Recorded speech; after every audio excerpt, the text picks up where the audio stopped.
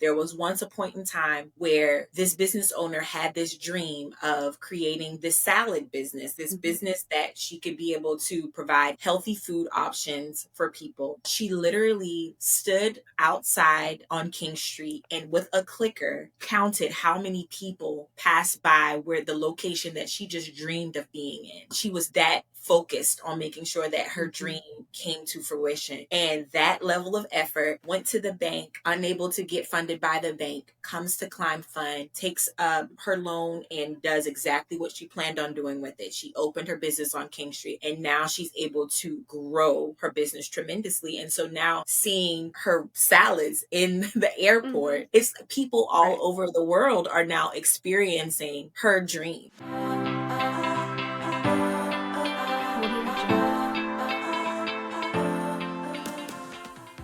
Good morning, Women of Fort Mill, and welcome to the Women of Fort Mill podcast. I am Leah Williams, and I'm so thrilled that you joined us this morning. You're in for an incredible conversation, especially if you're passionate about entrepreneurship, impacting the community, creating opportunities for people that need it most. Today, we are talking about that exactly, breaking down financial barriers, building inclusive communities, and really the powerful role that nonprofits play in driving small business growth. So, especially for women and underserved communities. So today, to share with us more about that, we have Keonta Ramsey. She's the Director of Growth for Climb Fund. It's a nonprofit community lender dedicated to helping entrepreneurs access capital when traditional banks say no. So Keonta's really a champion for equitable economic development. She's a fierce advocate for minority-owned businesses. And I'm so honored that we were connected and that we get to have you on today. So Keonta, thank you so much for joining us. Thank you so much, Leah. I really appreciate it. We were able to speak a few months ago. So now being able to come together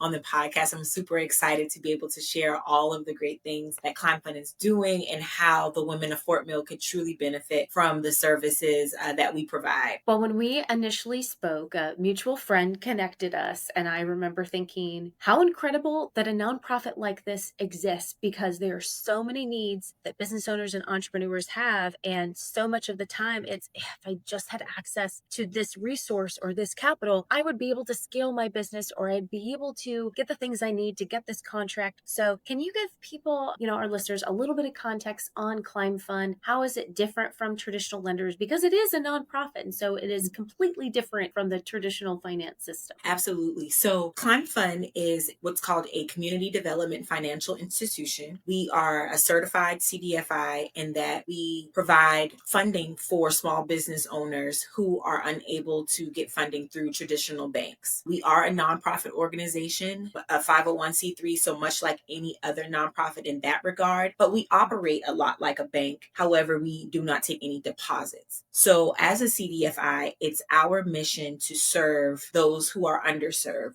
specifically women-owned businesses, veteran-owned businesses, rurally based businesses, and those that are owned by members of the BIPOC community. So Black, Indigenous, people of color. We have a particular focus on those groups, but we fund anybody who goes to a bank and the bank says, so sorry, we can't fund this dream of yours. Then they're able to come over to us, and more often than not, we're able to provide help, or at least provide a roadmap to how they can go about getting help from us. Oh my gosh, that's so huge. And seeing so many wonderful ideas that people have where in order to launch them, I mean, we know how much it takes, the effort, the time, the monetary resources, and being turned down, it's so deflating. And your experience in seeing real life working with these entrepreneurs and business owners outside of not being accepted for maybe a loan, what are some of the other challenges that you see them facing when it comes to funding and all the things that surround that? Sure. So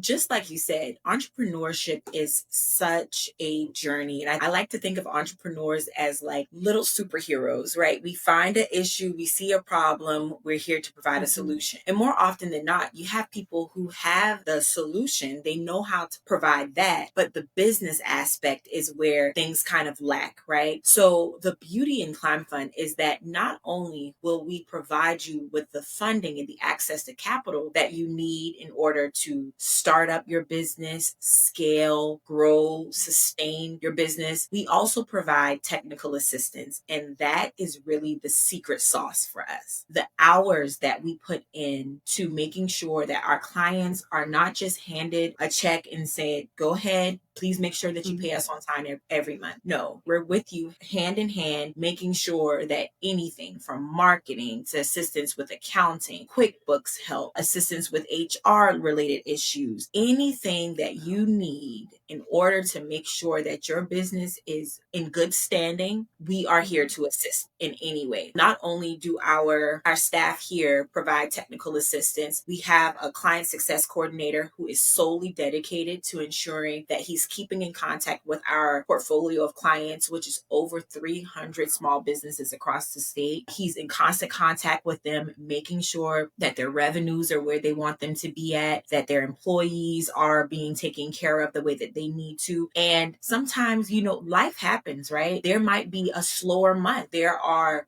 ebbs and flows in business. And if they run into an incident where we're not able to make the payment this month, things have been a little tight for us. Unlike banks, who have to be very stringent in how they go about making sure that people are remaining compliant and paying back their loans, we can provide a little bit more flexibility there, right? We understand that life happens, so we'll talk you through that. If we need to postpone some payments, if we need to do some interest-free payments for a few months, we'll do that, because ultimately our client success is our success. So we want to make sure that they're equipped with everything that they need. And quite honestly, we want to be proactive in that approach, right? So as long as our clients are picking up the phone and being present, then we are there to help. We also have contractors. They're industry specific contractors. So those are like in food and beverage or in logistics and trucking. But then we also have general business consulting to help out with any aspect of your business. So just even beyond our own staff, we have those contractors on standby to be able to help. And I feel like that's the beauty in what we do, because we don't just want to give you money and wish you the best of luck. We want to make sure that you're actually sustaining your business too. So this is mind blowing. Okay, so instead of just getting funding, which is impactful in and of itself, all of the things that business owners are generally overwhelmed by, which are the financial side of it, the marketing, going out to get the business, and then the operations and hiring, and all of the hats that you have to wear that maybe you're not brilliant at. Maybe your idea and the product development, or,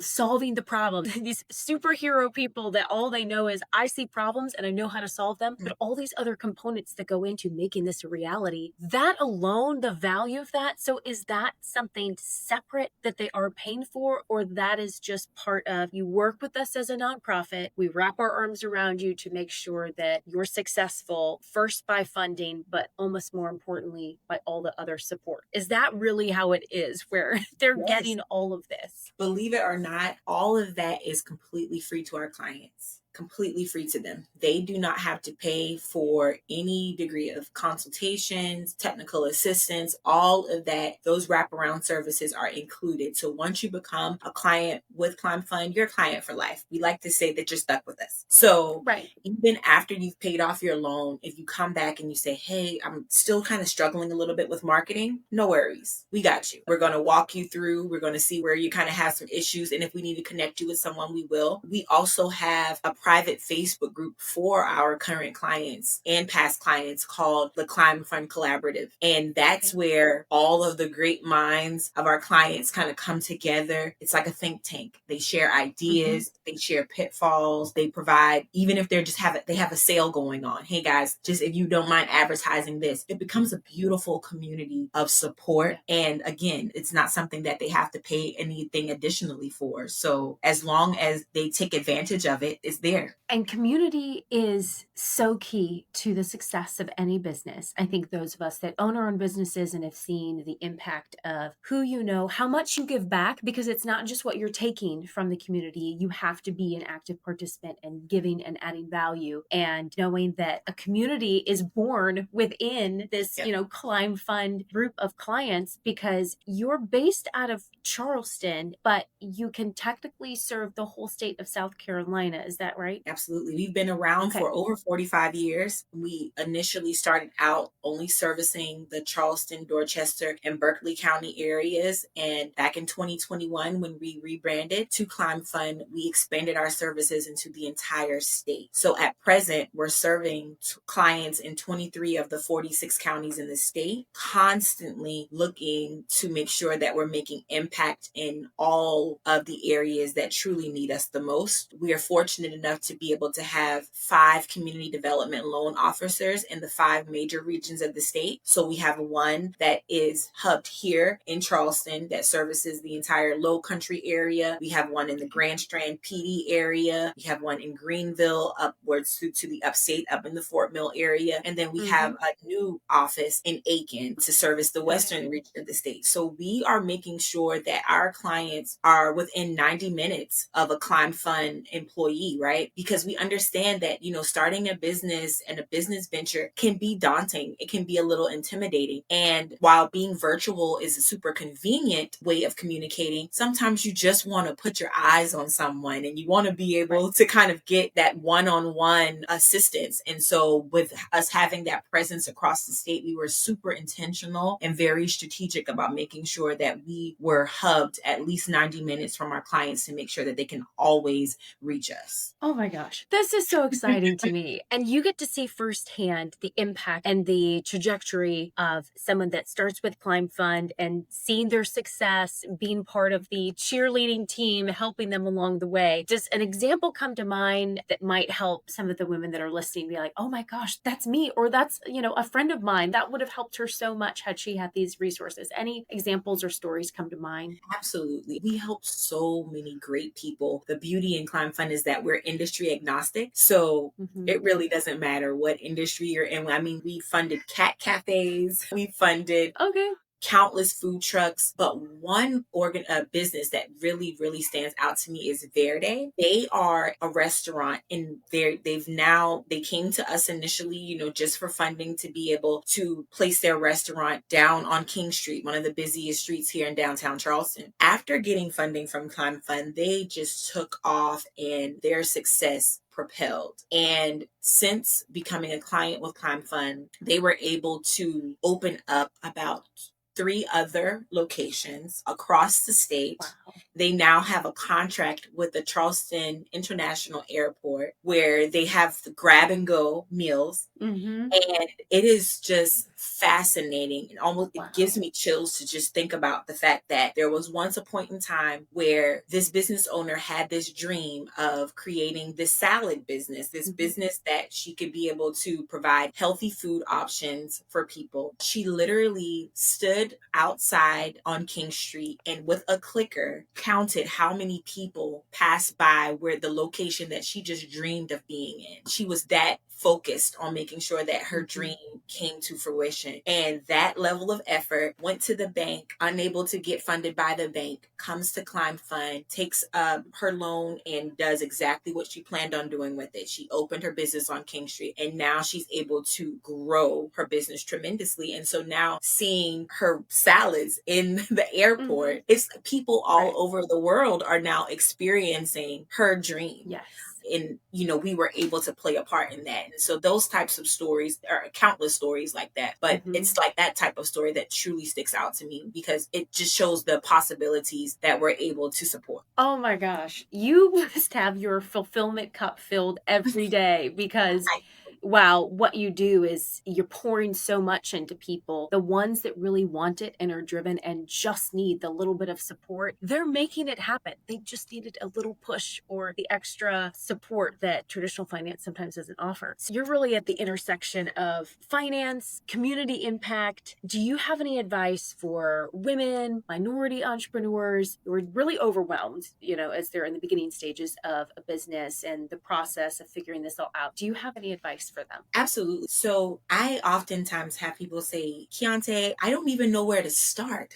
I have this idea. I don't know where to start. The first thing is that you don't know what you don't know. So you have to give yourself a degree of grace. I find that there are a lot of people who kind of get into this state of comparison. They're like, well, I don't have this and I don't have that. But let's focus on what you do have. And for the things that you don't have, I can almost guarantee you that there's a resource available. On our website, we have a resources tab. We partner with so many incredible mission aligned organizations, from the veterans business associations that are around the state, Hispanic business associations, women business associations, coastal community founded, you name it. We are in partnership in some way because we want to make sure that people know that we exist, but more importantly, they understand that we're here as a resource. So even if you aren't quite prepared yet, let's just have a conversation, right? Come to one of our small business loan application workshops. We understand that it can be a very exhaustive experience. You're kind of overwhelmed, you don't know where to start there, right? Attend one of the application workshops. It's completely free to you. We started to realize how badly they were really needed, and so we have them scheduled every 2 weeks. There's one in the afternoon and then there's one in the evening. We have pre-recorded loan application workshops, and we've even recently launched the application workshop on YouTube, so it's on demand. We want to get this information out to you so badly, right? So start there, just kind of understanding, okay, what is it that I need? And once you have that checklist, you can say, okay, I have this, I don't have that. I have the idea, I don't quite have the business plan worked out yet. Not a problem. Our friends at SCORE can help you out with that. Have connections with SCORE. We have connections with Business Development Association. So we can partner you with them, and they will work with you hand in hand to make sure that you have your financial projections. We have tutorials on our website. If you've never seen a financial projection ever, no worries. We have that video right there for you to be able to reference. So my thing would be to just say start. You just got to get started, right? Get out of your head and just get started. And knowing that there is a resource like Climb Fund available, that you don't have to come in and go through the entire loan application process in order to get help. Just simply tell us what you have, what you don't have, what you think you need, and we're going to be able to point you in the right direction. Wow. A few weeks ago, Kelly and I interviewed a few female entrepreneurs, and we asked them what's a piece of advice they would give, maybe their early business selves or just to other female entrepreneurs. And that's exactly what most of them said. Just start. Stop letting fear get in the way. Stop letting yourself get in the way of potential. And this helps women especially take the leap, because if you know there are resources that can help, one, it helps you feel like you're not always going to be alone, because